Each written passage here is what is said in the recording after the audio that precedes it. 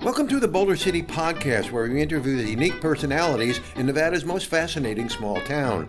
Today we have a very special Boulder City Podcast featuring an event that presented an appearance by former Nevada Governor and Senator Richard Bryan, held recently at the Boulder City Library.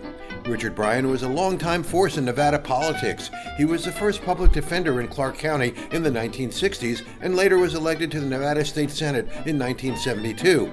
He was then elected Attorney General for the state in 1978 before running successfully for governor in 1982 and re-elected 4 years later. He defeated incumbent Republican Senator Chic Hecht in 1988 and held that seat in the U.S. Senate before retiring in 2000 after serving 2 terms. Interviewing Bryan is John L. Smith, his co-author in his new biography, My Life in Nevada Politics. Smith is a former resident of Boulder City and is one of the most respected journalists and writers in Nevada history. He is author of more than a dozen books and is currently a columnist for the Nevada Independent. They appeared together at the library on March 28, 2026.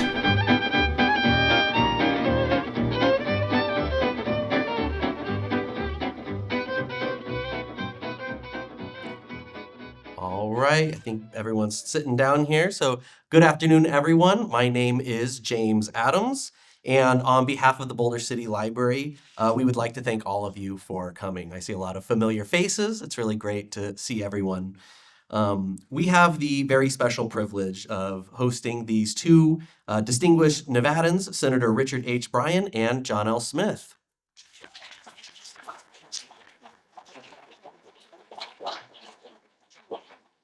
Senator Bryan has spent over 4 decades serving Nevada with integrity, principle, and common sense. From Attorney General to Governor to United States Senator, he worked across the aisle to protect public lands, strengthen education, and champion our great state of Nevada. Along the way, he earned the Distinguished Nevadan Award and the Presidential Award from the State Bar of Nevada, among many others.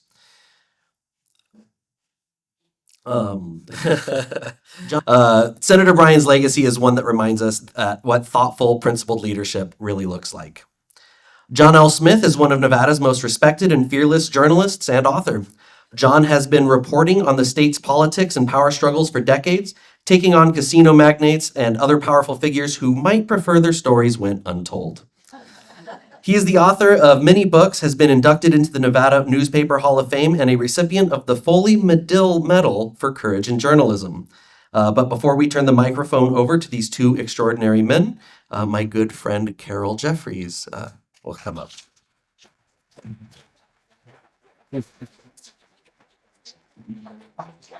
Well, as James said, I'm Carol Jeffries, and I'm so pleased that there's so many people here today. Thank you. Okay, louder, someone say on me. Our team has worked very hard, and we want to thank the Boulder City Library for hosting and for all their help and cooperation. The library director is Kim Deem. Her assistant is Jessica Bigger, and James, of course, is one of our librarians. To begin our program today, we have 2 proclamations for the senator. First will be given by our Boulder City Mayor Pro Tem, Sherry Jorgensen, and along with her today is Mayor Joe Hardy's son, who's going to help her, and he is a district court judge. So.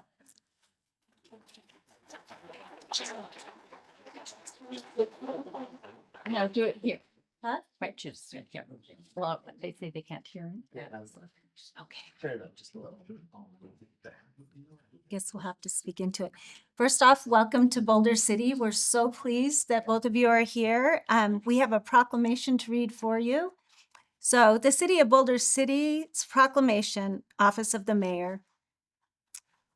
Whereas Richard H. Bryan is a lifelong Democrat who has been a state senator, state attorney general, and Nevada governor for 2 terms, after which he served in the U.S. Senate from 1989 through 2001, and Whereas Boulder City Library will be hosting an event with special guest Richard Bryan, who has had a hand in shaping many political platforms and driving the political agenda in Nevada. And Whereas on March 28th at 1 p.m. in Boulder City Library's community room at 701 Adams Boulevard, Boulder City, Nevada, Senator Bryan will be discussing his memoir, My Life in Nevada Politics, and whereas Senator Bryan will be interviewed by renowned Nevada journalist and co-author John L. Smith, and whereas Senator Bryan will share an inside look at decades of his political leadership, pivotal moments in Nevada history, and the personal stories behind a remarkable public career, and now, therefore, I, Joe Hardy Jr., but Joe Hardy, Mayor of Boulder City, Nevada, do hereby proclaim March 28th, 2026 as Senator Richard H. Bryan Day in Boulder City. Yes, congratulations. Well, thank you very much.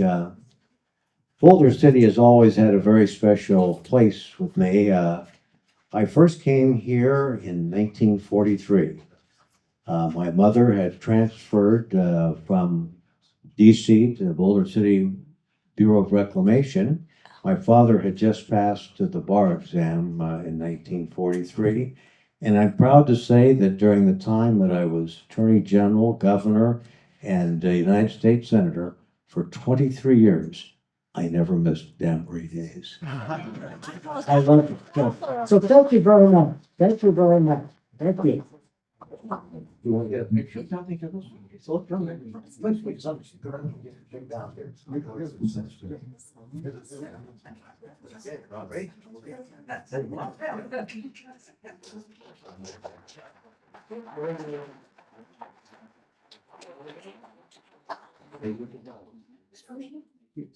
Thank you so much.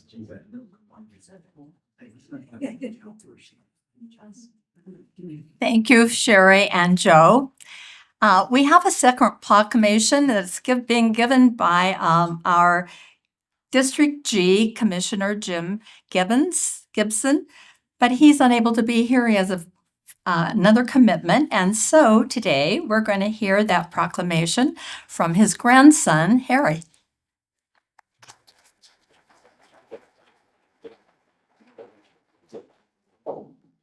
Thank you, Carol. Whereas it is the privilege and pleasure of the Board of County Commissioners to recognize and honor those individuals whose contributions and public service to our community, our state, and our country prove exemplary, and whereas Richard H. Bryan was born in July of 1937 in Washington, D.C., where his father Oscar was attending law school and his mother Lily worked in a federal agency. After Oscar Bryan graduated from law school, he brought his young family to Las Vegas, which had been his hometown since graduating from Las Vegas High School in 1927. Following in his father's footsteps and knowing at a young age that he wanted to be politically involved, Richard H. Bryan became the president of his 8th grade class, president of his sophomore class, and president of his senior class at Las Vegas High School. He would continue this trend in college at the University of Nevada, Reno, where he was elected student body president. And whereas Richard H. Bryan has had an impactful and meaningful career in serving the public for decades, after serving in the United States Army and Army Reserve, Mr. Bryan earned his law degree from the University of California, Hastings College of Law. He was admitted to the Nevada State Bar in 1963 and appointed Deputy District Attorney in Clark County in 1964. In 1966, he was appointed to a newly created position, Clark County Public Defender, at age 28, the youngest public defender in the nation. And whereas in 1968, Mr. Bryan was elected to the Nevada State Assembly District 4 in Clark County, where he served 2 terms, he was then elected in 1972 to the Nevada State Senate and re-elected in 1976. In 1978, he ran for and was elected Nevada's Attorney General, and in 1982, the Honorable Richard Bryan was elected as Nevada's 25th governor from 1983 through 1989. After serving as governor, Richard Bryan was elected as Nevada's representative to serve in the United States Senate from 1989 until 2001. And whereas over the years, numerous honors and accolades would be bestowed upon Senator Bryan, but none as important as serving as a husband and father. Marrying Bonnie Fairchild in 1962, the couple went on to welcome 3 children, their son, Richard Jr., and daughters, Leslie and Blair. Now, therefore, we, the Board of County Commissioners of Clark County, Nevada, do hereby declare March 28, 2006 as the Honorable Richard H. Bryan Day. In Clark County,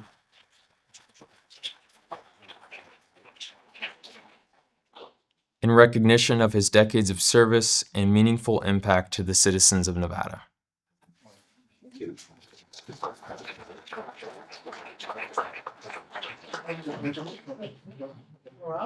Do it like this. All right.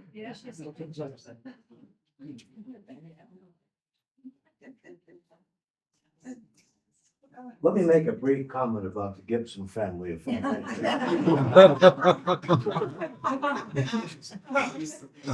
John and I were in elementary school, graduated from John S. Park, the University, Las Vegas High School, class of 1955, and we were the closest of friends. But as you know, the Gibson family is a remarkable family. I served in the state legislature with Jim Gibson, who distinguished himself. He was by far the smartest guy in the Senate, no question about that. And he still was an old school guy. I can remember testifying in front of him, asking for a piece of legislation that had some money involved. And there he is with his slide rule. I knew what a slide rule was, but I'd never seen anybody. So really a remarkable family who have contributed much. And I think, Harry, you are probably the tallest Gibson. So I know much is expected, and we will be following your career. Thank you so very much.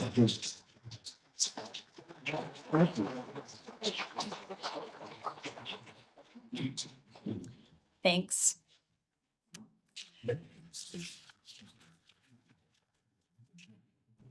In our midst today, we have some really special guests, and we'd like to thank and acknowledge them. So we have veterans reporter Chuck N. Baker. We have former Clark County Sheriff Jerry Keller. We have Boulder City Review editor Ron Eland. District Court Judge Mark Denton. Our Justice of the Peace, Chris Tillman. District Court Judge Joanna Kirshner. And we've heard from District Court Judge Joe Hardy Jr. And we have the CEO of the Chamber of Commerce, Jill Lang. We have one other special guest, Sarah Denton.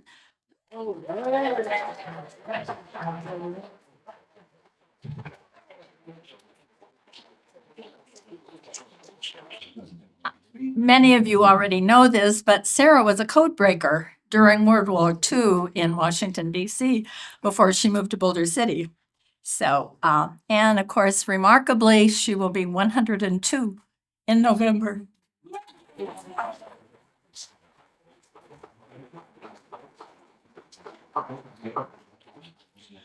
We're just going to ask that after John and the senator have concluded their conversation, you give them a little bit of time to get organized in the back of the room where they'll be selling books and signing books and greeting people. So that's going to be in the back of the room. But now it's time to learn of the senator's life in Nevada politics. Well, thank you folks so much for this day. I know that Senator Bryan and I were just discussing it in private, and we're so pleased with the turnout and proud to have it, and leave it to Boulder City to represent. So we have a lot of things to do today. In Southern Nevada, there's a No Kings gathering, a good reminder of constitutional rights in action.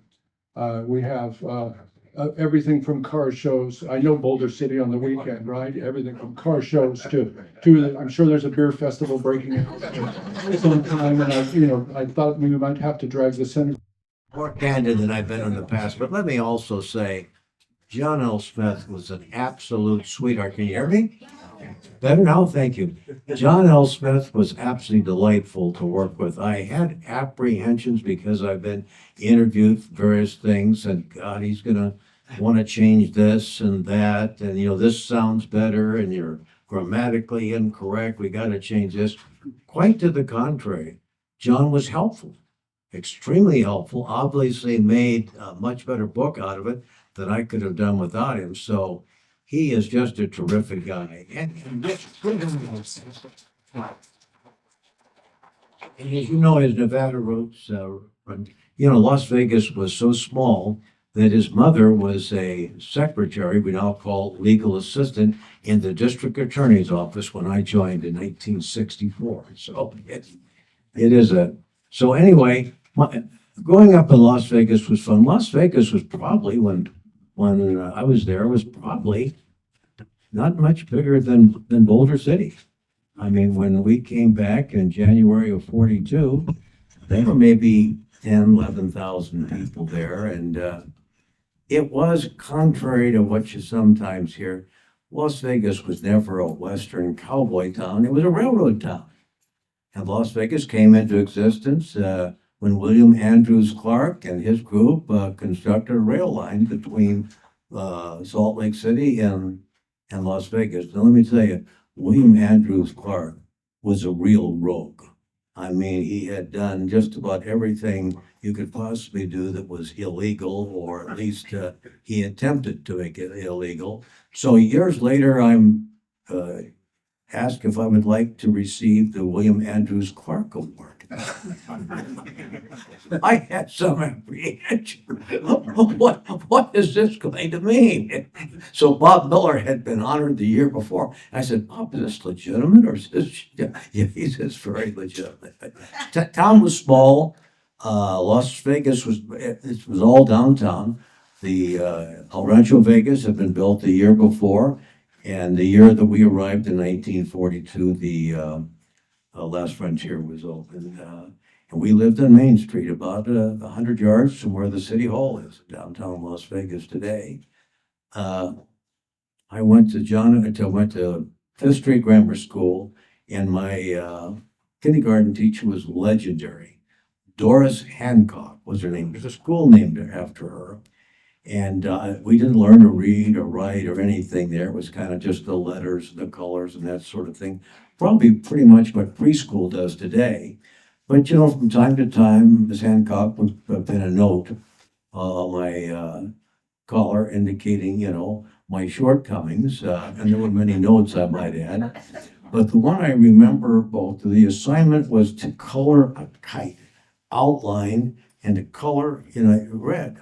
And so I took it home, and the message she had written down was, Richard needs to learn to stay within the lines. How prophetic. Many years later, I met her again, and I said, you were so right.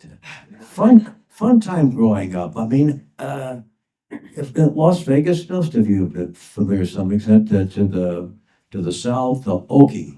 That was the developer's name, was the furthest street out. And my parents' friends would say, why would you want to live that far out? We lived at 1141 Maryland Parkway. The road from 10th Street on Charleston had not yet been cut through. So you get kind of the idea. But there were things, we played baseball pickup games. At the corner of Sahara and Maryland Parkway, there was an artesian at flew to the top, and there were cottonwood trees, and we had a lot of fun there. Moving further out, there were sand dunes, and we played all day long. It was an easier time. We didn't have any contact. Sometimes I'd be gone for 4 or 5 hours, and my mother had one rule: you got to be here for dinner at 6 o'clock. Okay, and I was pretty good at that. My dad had just become a lawyer, and things were good for our family. And Huntridge was just idyllic neighborhood. Sports were big then, as it is now, and across the street almost every summer day there'd be a pickup game. I was not very good, let me describe it that way. I've tried to explain it. I played second base. The reality was I was second base. But the one thing that I could do, I was always fast. And so whenever the ball was hit into Mr. Oakey's yard, my job was to retrieve that ball. I never failed. I always got it out there before he got to the door. So that was probably the high water mark. I must have been about 6th grade, and I knew what I wanted to be. I wanted to be governor. Yeah. You announced it to the class. Oh, I did. Register early, you know. But yeah, I always did. But John would kind of give me the lead to this, and I'll shut up in a minute so he can ask more questions. But you know, my father did have a great interest. My mother was from the South, and very polite, and that created a problem with the girls. I mean, I couldn't get to first base with the girls. So I thought, and I'll get back to that, I thought getting a letter sweater, which was very popular in those days, and kind of the girls liked the letter sweater. I knew I could not letter in any sport, but the student manager got a letter sweater. And so Donnie Rowan, the Rowans were very active, State Farm Insurance some years ago in Vegas. And so I said to my dad, I'd like to be the student manager. And it speaks to the time, but I learned a lesson. My dad called Pat Diskin. Yeah, send your kid on over. I learned then, I was just about 15. It's not always what you know, but who you know. And my dad had impressed upon me, and I'll conclude on this, John, so we can get on some questions, but my dad had impressed upon me that there is an obligation on every citizen in the community's behalf. Be involved. And he called that paying your civic rent. And my dad paid his. He was very active in politics and a lot of activities, the Elks Lodge and others, and that stayed with me. It was good advice then, and he didn't mean by that people had to be in politics or work in government. Whatever your passions are, get involved in the community, and that registered with me. John, I'll stop my soliloquy so we can get more questions. No, that's quite all right. That's quite all right. But and as was mentioned, I'm sorry. If you guys were to switch mics, I think it's Switch mics. Oh, switch mics? Okay. Doesn't mean you didn't want to hear me, or what does that mean? I'm so sensitive about these things. They're just afraid of what I'll say. Oh, I yeah. think. Okay. Are we all right now? Yeah, pretty good. Okay, but before we get into elected politics Yes. at the professional level, or semi-professional, because it's the state legislature. Yeah. It's a state. That's a compliment. There you go. A legislature joke there for you. But at the University of University of Nevada then, no matter how much you told me that you studied hard, Yeah. what you really gained from that was a relationship that lasted so much of your life. I want to mention Bonnie Fairchild. Yes, Brian, yeah. Before we move Yeah. into the Well, should I tell them how elbow Bonnie and I met? Or do you want to go into Sure, that? why Yeah. not? Yeah. Well, I was running for student body president, and it was an era in which the fraternities and sororities were the dominant force in, student politics at the university. And we had a problem, the Kappa Alpha Theta House, so one of the big houses at that time, still is. But the ATOs, I was an ATO, tell you a quick story about that. The North-South thing, I ran for pledge class president at the ATO House. I said, hell, I've been, sophomore, senior class president. A guy from Battle Mountain got up, swear to God, said, we can't have somebody from Las Vegas as our pledge class president. I knew I had a lot of work to do. So anyway, now I'm running for student body president, and we had to make inroads at the Theta House. So we had a meeting. Jim Joyce, a name that many of you recall, he was a classmate of mine at Las Vegas High School and University. And we had this meeting, and we had what we called the Theta problem. Okay, so we need to do something that would establish that, I'd be, fair to the Theta House, because the previous 3 student body presidents had all either dated, got penned, or married to Tri-Delts. And so each year, the attractive young women came up from the Bay Area. Now, this is politically impossible today, so please cut me a little slack.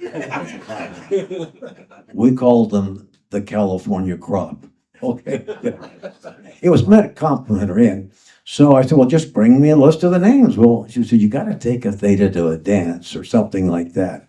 And there was a lot of costume dances in those days. And so I look at the list, and the last name was Fairchild, Bonnie Fairchild. That was the year that the old DC-3s that were not pressurized was replaced by the Fairchild. I think they called it the F-127.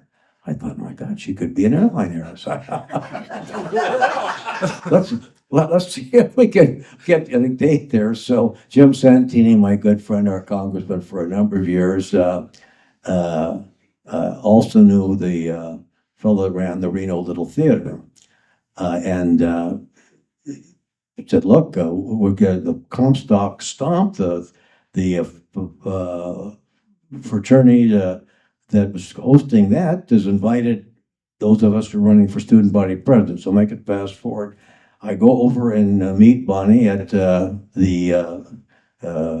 gym, not the gym, but the independent dorm that had been there since her mother lived there, and introduced myself. And we're now going down to get our costumes.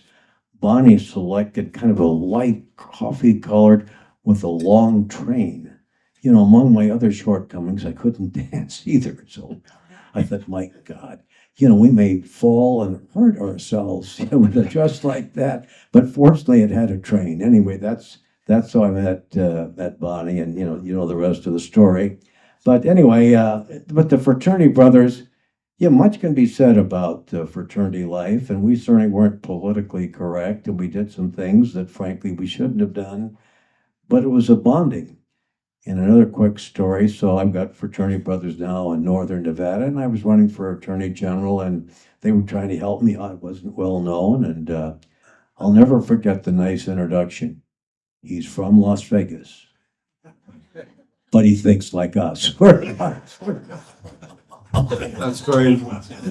Well, there is something that happened in your young life as an attorney that was a turning point for the community at a very important time. And that was the creation of the Public Defender's Office. How that came about was it took a lot of fighting on the record and off the record. And you were chosen for that. Yes. So if you could speak to that. Okay, the Supreme Court rendered an opinion in the early 60s. I was admitted in 63, so this is probably 63, 64, 65, and that time frame. And it required the appointment of a lawyer at state expense if the defendant could not, in cases that basically there were felony cases. Now, that changed a lot in other states, but I have to say Nevada was out front. We'd always appointed since, the days of the Comstock Load to appoint attorneys for people who did not have the ability to retain one on their own. So anyway, the Ford Foundation established a foundation, for criminal justice, and they were prepared to give grants to jurisdictions that adopted the Public Defender's Office. So 1965, the state legislature passed enabling legislation, which meant any county that wanted to. And John Mowbray, the father of the current John Mowbray, was a district court judge. And gosh, he was in my corner. God, he was pushing real hard for me. And there were a lot of people that the older lawyers did not like it. So there was a hell of a contentious meeting at the old Elks Club, in which the older lawyers were fighting like hell. This is a terrible thing, it could never work. It's going to be, And the younger lawyers, I was on the Legal Aid Society, we were fighting for it. And it passed by a very narrow margin, which helped us, I guess, a bit. So anyway, Mowbray is the guy that's the driving force. And he got the county's attention when he said, look, I've got $197,000, which is 3 years of the indigent defense cost of the county. And so the county decided to go forward. The appointment was going to be political. And so my father, God rest his soul, been dead by that time, 5 years. And he was a good friend of Ralph Lamb. My dad did not grow up as a cowboy, as the Lamb family, but he grew up on a ranch. Knew how to ride, loved to ride. Anytime he was in a parade, he was a big show-off, turning the horse around every which way and waving to the crowd. Oh, God, he loved that. So I knew Ralph Lamb could be a key. And his younger brother, Darwin, which they called Dard, was on the county commission. I needed that vote. So I went to talk to Ralph. And Ralph said, well, I'll call Dard. We're all for you. Then I came out to Anderson. Lou Laporta was a county commissioner. And Lou Laporta's, you can't call him Girl Friday, but she was his assistant. And Bee was her name. And she was in my corner. And so Lou said, well, Bee says you're all right. You got my vote. So anyway, I was appointed. Now, the first thing I was asked to do was to locate an office. It was 1966, and 309 South 3rd Street, which was where Lawyers Title, not Lawyers Title, but Pioneer Title Insurance, I think, had an office. And so I went there, and gosh, they were willing to do all kinds of things, whatever kind of paint you want, we'll make this and that. And it was kind of a time where there were some slow times. And then I went around and looked at several Colod. They owned the building, and they saw with the county a good rental. They had some vacancies. Now, they were obviously afraid to talk to me because, God, what the hell would I say? And so that's where the pressure was coming from. So I learned a little bit about how life is, and I had some pressure in my time serving in public office, John, believe it or not. Yeah. Absolutely, Senator. Now, when you moved up into running for office, first for Assembly, of course, then State Senate, it came in this interesting time that a lot of folks who came to Nevada later might not really fully appreciate. When a person asked, when you went hunting for campaign contributions, folks were happy to give cash. There weren't a whole lot of rules of the road. None would be a more apt description. But when we talk about the ethics law that got violated, Yeah. it hadn't been written yet. The financial reporting requirements that are sometimes abused or neglected hadn't been written yet.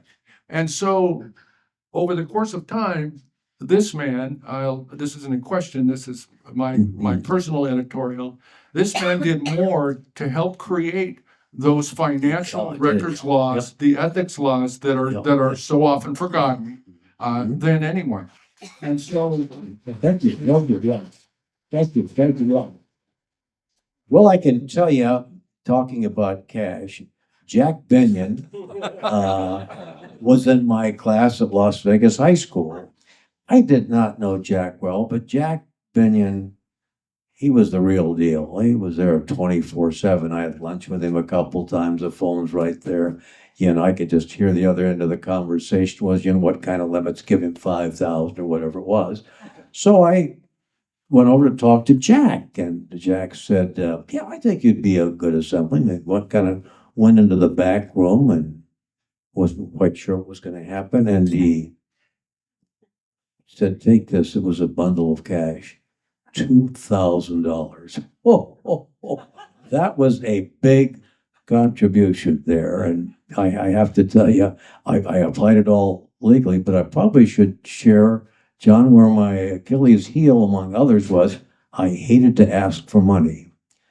In October of 1944, the Huntridge Theater opened, and the first matinee, every kid wanted to go there, and the matinee charge at other theaters in town was 14 cents. So I say we were not impoverished. We didn't have a tin cup out walking down the street, but my mother counted out 14 cents for me.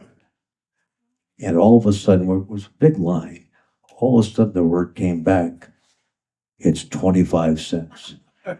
I'm 11 cents short. I want to see that man. I went up and down that line begging for a penny at a time. True story. Got the 25 cents, but it scarred me forever, John. I hated to ask for money. And it started then. That's wonderful. Now, one of the things that folks will want to know is how you became one half of the Gold Dust Twins. The other half was some guy named Reed from Searchlight. They met earlier than the assembly, but that's where they became friends. Please. Yeah, the Gold Dust Twins. Let me just kind of paint the picture for you. There was no Democrat caucus or Republican caucus in either of the assembly. You didn't have to go and kiss anybody's ring. If you wanted to run, if you're a Democrat, fine. We're both the same way. And so Harry had been the city attorney in Henderson and was doing well. And I had left the public defender's office and been in private practice for a couple of years. So anyway, we get elected. Now, talking about the typical young men in a hurry, we were right out of central casting. And Reed and I introduced more legislation probably than had ever been introduced by two people in any history of the Nevada legislature. In fact, the Secretary of State, Bill Swackhammer, just a sweetheart of a guy, he was in the legislature this time. He took us aside and he said, this is not the last legislative session that will convene.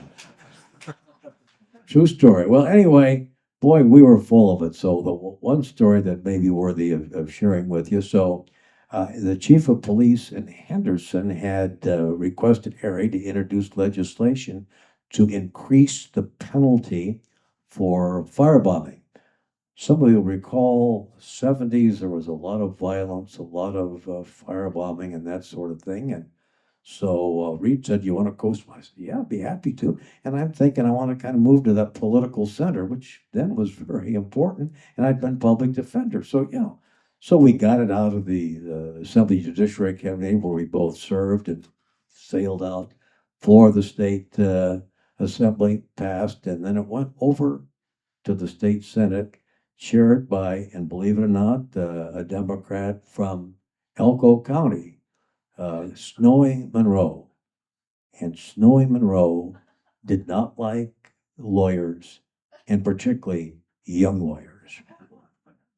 So Frank Dakin was the assistant to the legislative council, and we knew we needed some help with that committee to get it out. So Frank Dakin, gosh, he would speak this way, and this sentence here does this, that one does that. That's the way he spoke, and the committee loved him. And came flying out of committee. It was in the old Capitol building where the legislature was the same building as the governor's office, and we're in the gallery of the second floor, and we're just waiting. And in those days, even when I joined the legislature, but we changed that, it was the common practice not to debate it on the floor because it would show disrespect for the committee that processed it. So when the fire chief from Sparks got up to speak, God was such eloquence. God, he said, it's a magnificent piece of legislation, badly needed. Oh my God. If there had been high fives invented at that time, Harry and I would have been. But I think it's fair to say we probably needed to take a bathroom break, if you're following what I'm trying to explain to you. And then he laid the nickel on us. He said, it's such a great piece of legislation. I introduced the identical bill in the previous session, and it's been law ever since. So when we talk about Harry's great performance in later life as a legislator, we need to remind him of that, because that is so true. But it was a great experience. Let me just kind of set the mood for 1 second. Harry McKissick was the speaker. First Republican majority in the state assembly since Herbert Hoover was in the White House in 1929. And, with no orientation or anything like that. I've got Bonnie in tow, and Richard Jr. is about 5 at the time.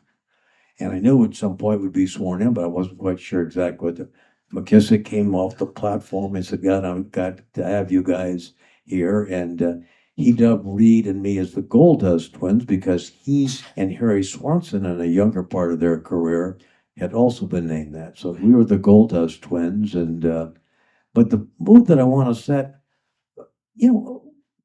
we didn't have Democrat, Republican votes. I mean, very few of those, maybe 1 or 2, but basically across the aisle, my closest friends in the Assembly Judiciary Committee, Mac Fry, fraternity brother, Republican,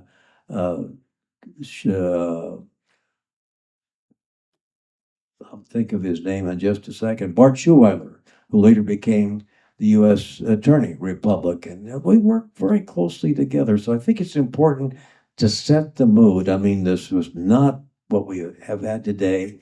And as I say, moving to the center is what most of us tried to do at that time. But it was, I think it was a good time in terms of we worked together. There were no impasses. It's just such a different world. You, as a attorney general, is this working at all?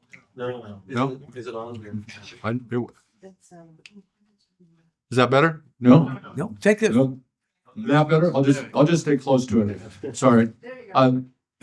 As you had some successes as Attorney General, you also got to know a Nevada gaming industry in substantial transition. Yeah. The transition from folks who had been acceptable parts of the industry for quite a long time, since its inception in Nevada, but we're basically being pushed out of the industry by regulation and occasionally the FBI. But can you talk about working gaming control as the AG, and of course that transitions to your time as governor?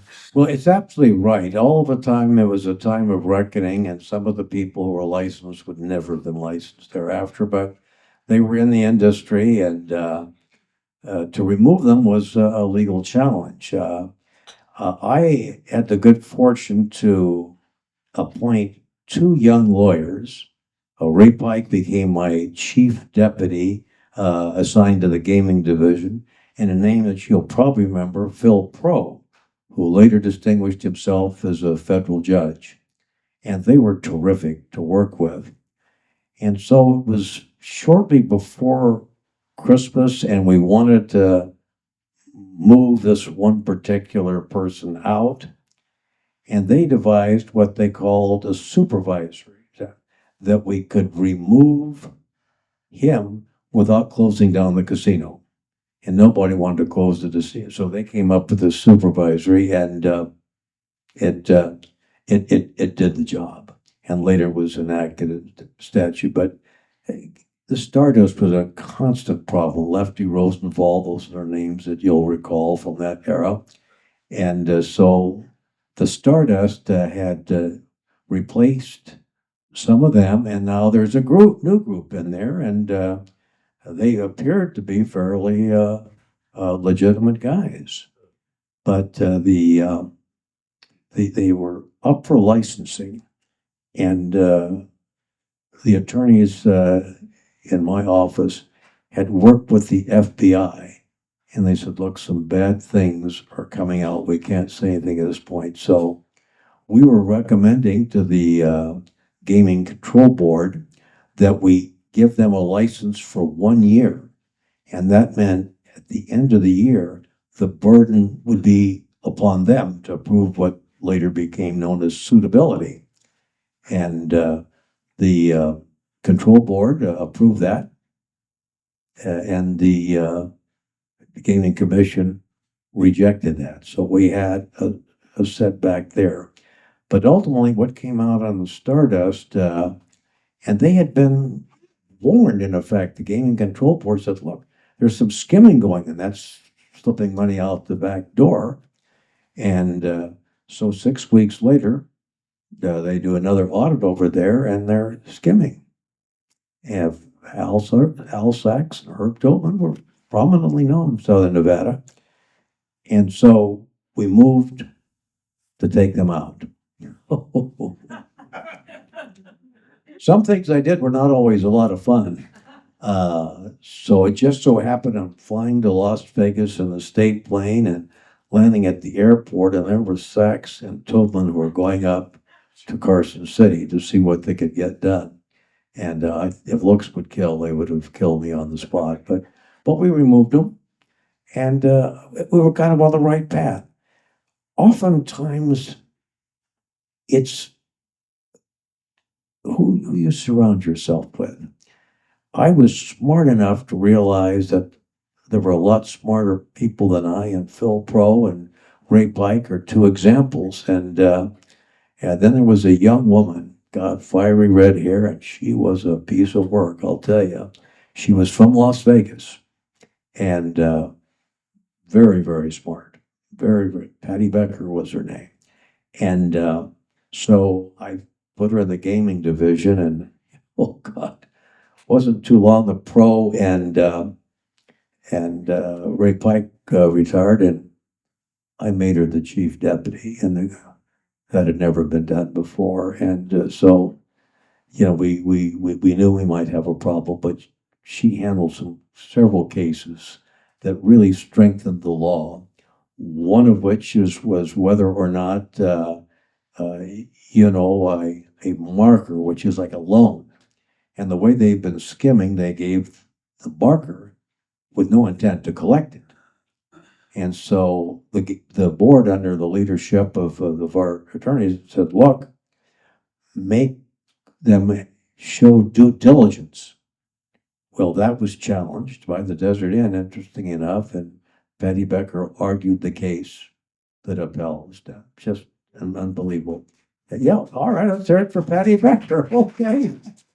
He's a piece of work. And we had two other cases that dealt with that, and one with a very prominent guy here in Southern Nevada that has the restaurant, what is it, Freddy's? Freddie Glussman. Freddie Glussman. And he had a dress shop, and so there were some connections there. And we moved to require him to come forward for licensing. And that case went to the Supreme Court, and Patty prevailed on that. So that was a transition time. It's a long explanation, John, and I apologize, but please, let's move on to the next question. Well, at one point, the kid who had the audacity to announce to his class as a schoolboy, well, you're going to be a big league ball player and you're going to own a casino. I'm going to be the governor of Nevada. And one day it comes true, which is just kind of amazing. But once you know how hard he worked all the way up, then you understand it. Can you talk about, first of all, what life was like around the mansion, which now when you go to Carson City, it's fenced off. And you'll usually see a guard there, pretty present. Times have changed. But what was it like when you walked through the door with your family? Well, it was living the dream. And it was right before I was sworn in, and Bob List was just great. I defeated Bob, as he had defeated me previously in a race for Attorney General, but he was just a class act. And to move in before, the day you're sworn in is kind of helpful. and he did that. But again, it speaks to the time. The times we're talking about, not the man, but the times. We had no security at all. Zero. Nada. I can recall occasionally, once in a while, I'd be at the mansion on a Saturday morning. The door would knock at the door, and it's the paper boy collecting. Same thing. And Bonnie, do you have any change? So it was that way. And one of the really cute stories that kind of reflects, Howard Levitt was a guy that I'd gone to high school with. And he later was the baseball coach at, I think it was Cheyenne, I believe. And there's a knock on the door about dinner time. And Bonnie and I are having dinner. And I go to the door and there's Howard Levitt. Howard, what the hell are you doing here? Out of the corner of my eye, I could see a bus. And he said, I'm up here on this baseball tournament, and the kids don't believe that I know you.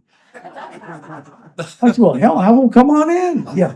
I mean, it was that kind of environment and atmosphere, and I loved it. I realized that could not be done today, and no reflection upon my successors. It's a different world. The only time we ever had security is if somebody had escaped from prison who I had unsuccessfully defended when I was public defender, or who I had prosecuted as a DA, deputy DA. They always had somebody stationed there. It never amounted to it. But just an easier time. So, I was running for office, and I was a Shriner, and so, the Shriner was helping me, individually, not any endorsement. And I said, look, if I'm elected, I'm going to invite every one of you to the mansion on the morning of the Nevada Day Parade. By God, they arrived at about 5 o'clock in the morning. And we did that every year. But that's kind of the way it was. It wasn't a perfect world. I'm not suggesting that. But there wasn't a whole lot of formality and structure in the sense of the way we conducted business. Well, as a former governor and U.S. Senator, you spend a lot of time defending Nevada. Yes. Reputationally. There came a time when you decided as governor, after learning that some guy named Johnny Carson had disparaged Nevada women. Nevada women, you decided you had to do something about it, and what you wound up making was his show a couple of times. So the Cliff Note version is the governor of Colorado was very much opposed to gaming, and frankly, that was all right with me. But he had made some kind of a statement that every woman between the age of something 18 and 40 was a hooker. Or 90% or 40%. I fired back at Dick Lamb. Not a bad guy, just wrong on this one. And somehow Johnny Carson got a hold of it. And oh my God, did he have a lot of fun for me. But some of you will remember the segments. That was Lighten Up, Governor. And I had written Johnny Carson after he picked up on that and kind of picked up that same thing too. So I fired back at Carson. He was at the top of his game. You can still get it, I think on one of the networks, and it was so lighten up, Governor. Governor Richard Bryan, and then he goes on, may I call you Richard? Okay. Yeah. And then he ripped into, and he said, the state flower in Nevada is the sagebrush. Can you imagine how happy a woman would be to get a bouquet? So, and he held these straggling shrubs up. And if Nevada is such a special place, why it was the only place at that time of the lower 48 that they dropped an atomic bomb on. You kind of get the drift of that. And he had great fun at my expense, and he was a master. And I still have it. It's a pretty good job of eviscerating me. Well, you found your dream job in the governor's office. But in the mid-'80s, or by the mid-'80s, there was a move afoot by the Department of Energy to what really became a railroad job of Nevada, placing Yucca Mountain, the nuclear waste repository, in our state. That was one of the issues that really pushed you to leave the job that you really were completely happy with. It did. I mean, I was at the top of my game. I've been reelected in 1986. Every county in the state I carried, and like it was a dream job. But in 1982, the Congress passed, a piece of legislation that authorized the creation of a committee to recommend a repository for the disposition of nuclear waste. And so at that point, the Department of Energy had their dog and pony show, and I've been elected, took off maybe 9 days, but I simply came and testified, Nevada is not for sale. We don't want it, we will oppose it, and we think we have the science on our side. Ooh, okay. So anyway, it got worse. It got worse in 2-3 years later. They passed legislation. There were 3 sites selected to be recommended to the president, and under the law, the president would make this decision. One was in Texas, Neff Smith County. The other was in the state of Washington, Hanover, and Yucca Mountain. So, I mean, there used to be called in politics, I know politically incorrect, what was called a come to Jesus meeting. And there was a come to Jesus meeting in which Tom Foley, the majority leader, Democrat in the Senate, and Jim Wright, Speaker, called Bill Bray in. He was our congressman at the time. And they made it clear to you, it's not coming to Washington State. It is not coming to Texas. Bill Bray left the meeting and said, we've been screwed. And that's how it became known as the Screw Nevada Bill. And to get to the point, Chic Hecht, just a fine person. I enjoyed working with him in the state legislature, but I was always convinced that Paul Laxalt, who was, just, we can tell Paul Laxalt, he was so smooth. I mean, charisma oozing out of every pore of his body. And he was good. He was good. How can you not like the guy? We can tell a couple stories about Paul if we want to. So I always believed, and believe to this day, that the president had kind of leaned upon Paul Laxalt, who was his man, to say, look, I know you guys can't endorse it, but don't nail it. And so Chic Hecht was as our senator. It upset Senator Howard Cannon, and I didn't think that Chic was ready to do battle, and Harry Reid was. So John, you're right. I filed for election. I thought, Chic, that's not going to be anything too difficult. He had not had a particularly distinguished time in office, and lo and behold, they set running ads that I had bought a plane for my personal use at state expense. I didn't think anybody believed it. They did, and it turned out to be a very close race.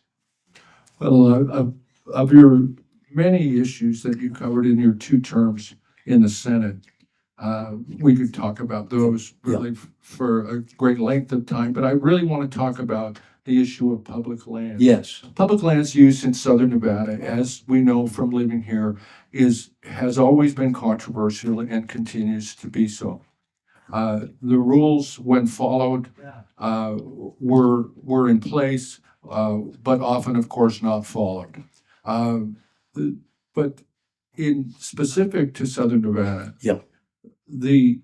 the growth rate of Southern Nevada was so great and so much even more than today. that something needed to be done to change, and Yep. you were involved in that. Yep. It's one of the most integral bills that Yes. any Nevada U.S. senator has ever had a hand in passing. The Southern Nevada Public Lands Management Act, as it's called, SLIPMA, and to give due credit, Jim Bilbray and Brent Epperly, a local Las Vegas boy, graduated from Western High School. Some of you may have known his mother. She was very, very active in Junior League and some other organizations. And Bilbray and Brent Epperly had been working on this concept.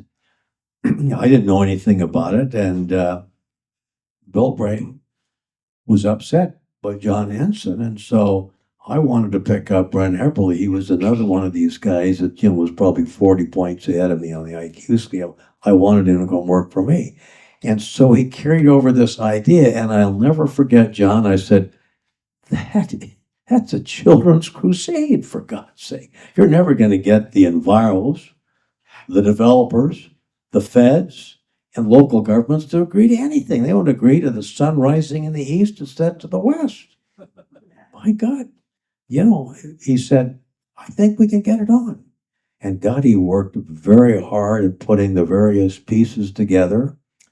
And by God, it began to come together. Sarah Besser, who, much like Sarah when she was Howard Cannon's person, Sarah Besser was in running kind of our office, and she knew a lot of the enviros, and lo and behold, we get it on. Democrats and Republicans supported, came out, and Phil Graham, not one of my favorite guys, but I don't want to speak ill of a former colleague, he put it in the file and it never went anywhere. So we had one more session to go through, and now we're going good. Bruce Babbitt and I had been Attorney General and governors at the same time, and he was the Secretary of Interior.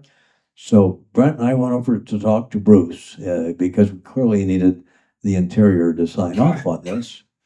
And Bruce said, well, you want all the money that goes to these sales? Because one of the unique features is that the land sales, all of the money would not go back to Washington, where the money committees would argue about who gets what, when, and where. All would stay here in Nevada to be used for, public parks, fire stations, whatever was needed, and obviously some improvements to federal government in terms of, the area here in Boulder City. So we finally got it on. And John Henson, to his credit, newly elected. I needed John's help because the House had become Republican, and John's support. And I do think it's been successful. The other day I was over at the city, all the cities of Las Vegas said, we've received $330 million. And the total amount of money that was generated by these sales is $3 billion. And to talk for a moment about my good friend and debate partner, fraternity brother, Santini had devised that method with respect to land sales at Lake Tahoe. And so he was the one that gave us the idea that, look, we'll keep the money in Nevada. So I think it's been good. And it did involve a lot of negotiations. You have the developers, and it was probably an extraordinary job that two very able staff members, and I tried to weigh in from time to time, John. I was available when they wanted to talk to me. And we got it on, and I think the public was well served by that. You served during a tremendous transition time, of course, that we are all experiencing today when it comes to the government, how we perceive it, the collegiality that you knew entering office really didn't exist by your second term. It had been greatly diminished at the very least. Now, can you talk about your decision to retire? Yes. And what really was behind it? Well, there were several things, one of which, to be very honest with you, and John has mentioned, that the collegiality was disappearing. Not as bad as it is today, but when I first went back there, legislation was passed based upon your regional interest or your philosophy, but it was not D's versus ours. Obviously, it was partisan from time to time, but it really, and the thing that really bugged me, I was being asked to go down to the Democratic Senatorial Campaign Committee and dial for dollars. Remember what I told you about my Huntridge experience in 1844? God, I hated that. I said, boy, if this was the future, I don't think I want to be a part of it. And there were a couple of, I was beginning, my old friends were going on with their lives. I didn't see them. Grandchildren were arising. Let me just tell you, I can be politically incorrect. Grandchildren, as many of you know, is the reward that you get for not strangling your kids during those difficult teenage years. And they were coming along. I said, I was not a bad dad, but I was gone a lot. And that was a factor as well. John, and my dad had died at 52. I was in good health, so I thought, boy, first, I don't want to be in the institution any longer, and made the decision and, left Paul, just as Alan Bible had given his announcement that he would not run for re-election in 1974 in the fall, and I made my announcement the year before. So anybody that wanted to get into the race, there was time to do so. But I've never regretted the decision, John. Yeah.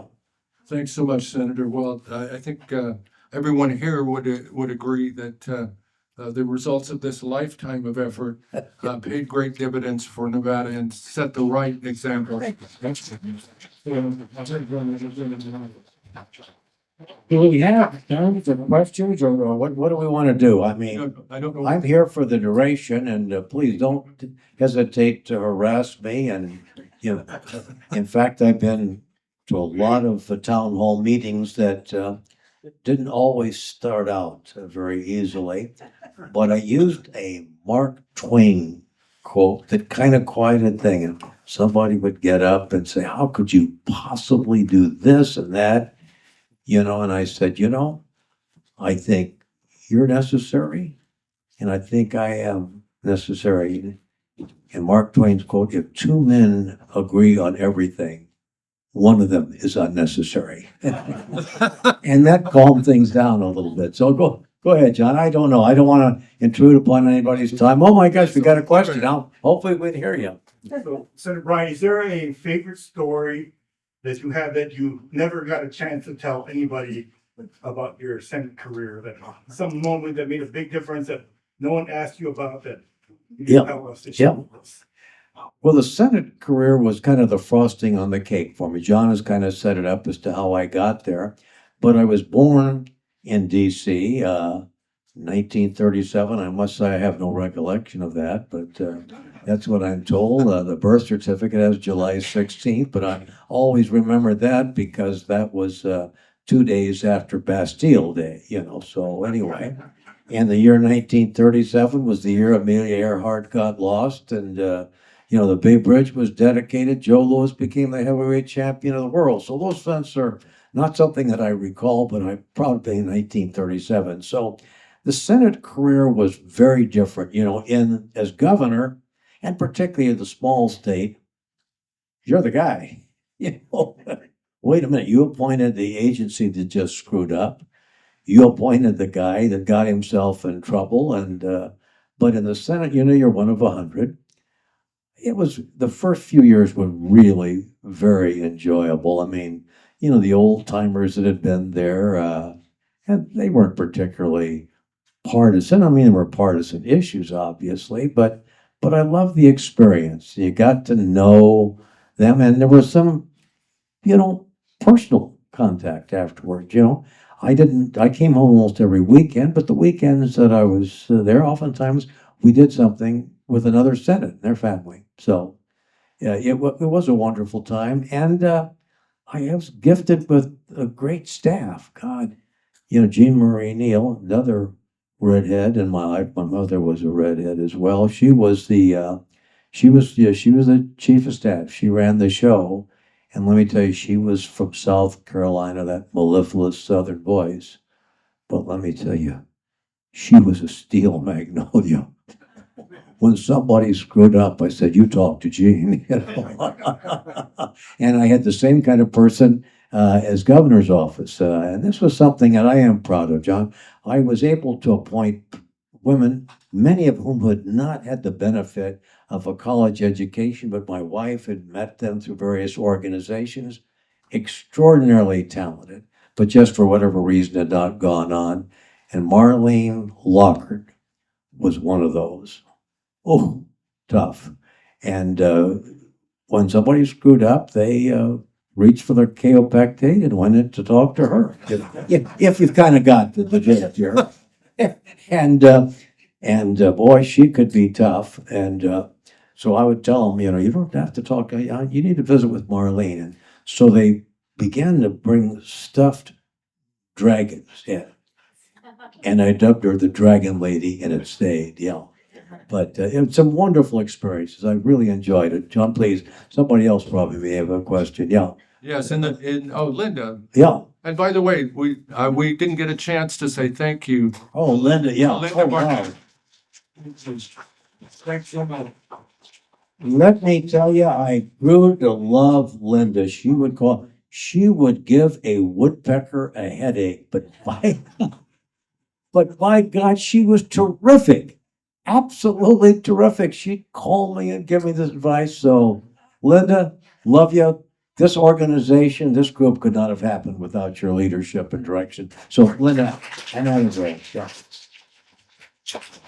And while we're thanking Linda Bryan is an angel, and a saint, and we know why from hearing this guy start a conversation. The man has if he's lost any of his memory, I have no idea, because this is remarkable. It's remarkable memories. And Linda has been a gift in my life after Bonnie passed away. We've been married a couple years, and I've had to make a lot of adjustments. Linda will tell a different story, I can assure you. But Linda, thank you for everything that you do for me. I appreciate it. This gentleman right here, I think, has a question. It's actually for both of you. Why did it take 23 years to write the book? Well, I had a lot of energy. God, I could go, 3 events a night. That was a good one. That was a trifecta if I could get to 3 events a night. And frankly, I was busy just all the time. I'm not the most organized guy, as my wife will tell you. And so I was just busy.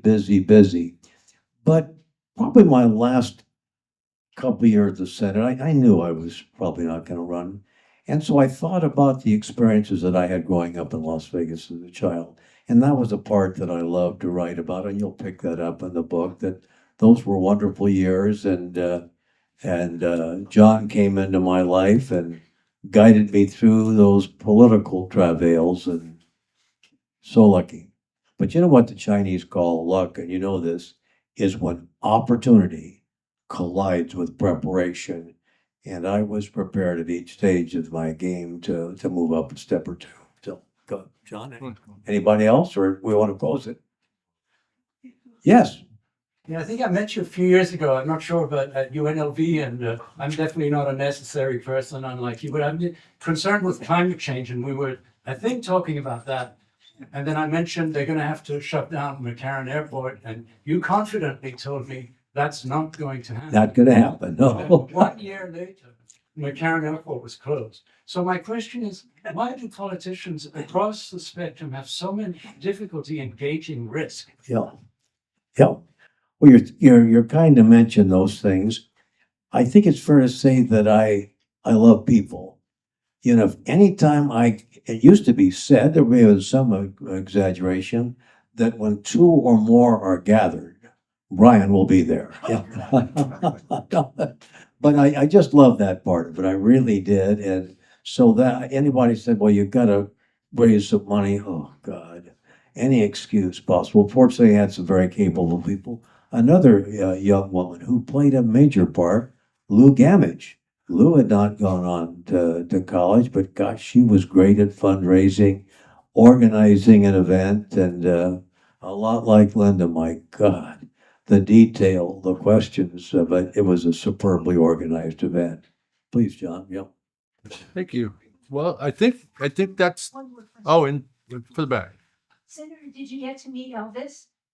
Did I what? Did you get to meet Elvis? Elvis. Did you- Elvis. No, I did not get to meet Elvis. But I often been to events where people said that Elvis was here. And sometimes they were pretty damn good. They really were. But no, but for the era, Elvis, when he first appeared on national television, I can't recall who the guy was that was the host, but they would not film or show Elvis below the waist. Ed Sullivan Show. Ed Sullivan, thank you. The Ed Sullivan Show, thank you. Yeah. It kind of speaks a little bit of the times. And again, to give you the era, Eldorado is spelled with two L's. The censors in Washington made the producers take one of the L's out of Eldorado. I think we've kind of moved a lot down the road since then, but it was a kind of an idyllic time to grow up. I consider myself lucky. Thanks to all of you for spending an afternoon.